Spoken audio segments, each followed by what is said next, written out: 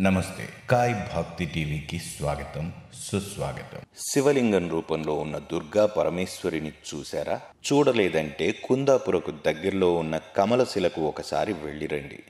కమలశిల ఉడిపి జిల్లాలోని కుందాపుర నుంచి దాదాపు 35 కిలోమీటర్ల దూరంలో ఉంటుంది. కుబ్జా నది ఈ పుణ్యక్షేత్రం ప్రక్క నుంచే వెళుతుంది. గ్రామం మధ్య భాగంలో ఉన్న ఈ దేవాలయం అత్యంత ప్రాచీనమైనది. ఈ ప్రాచీన దేవాలయాన్ని బ్రహ్మి దుర్గా పరమేశ్వరి దేవాలయం అని పిలుస్తారు. ఇక్కడ శివలింగం కొద్దిగా కమలం ఆకారంలో ఉంటుంది.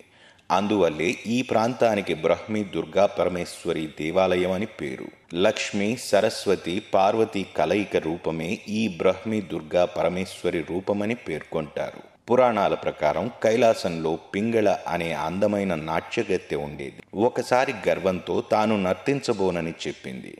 దీంతో కోపగించుకున్న పార్వతీదేవి భూలోకంలో కురూపిగా జన్మించమని శపించింది. తాను లోక కళ్యాణార్థం భూలోకానికి వస్తానని, అప్పుడు ఆమెకు శాప విమోచనం కలిగించే మార్గం చెబుతానని పేర్కొంది. దీంతో పింగళ భూలోకానికి చేరుకుంది. ప్రస్తుతం కమలశిల ఉన్న ప్రాంతంలో సుపార్శ గుహలో తపస్సు చేస్తూ కూర్చుండిపోయింది. ఆమె తపస్సుకి మెచ్చిన పార్వతీదేవి ప్రత్యక్షమైంది. అటుపై నీకు శాప విమోచనం కలగాలంటే నీవు మధురకు వెళ్ళాలి.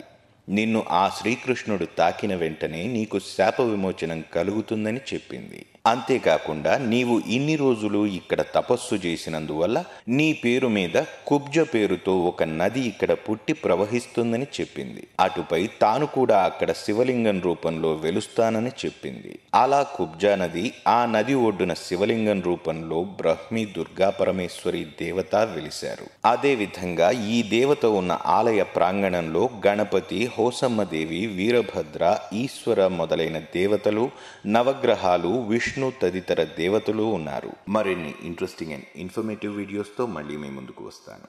మరి ఆ వీడియోస్ కొరకు మా ఛానల్ని సబ్స్క్రైబ్ చేసి డైలీ అప్డేట్స్ కోసం ప్రక్కనే ఉండే బెల్ సింబల్ని ప్రెస్ చేయండి.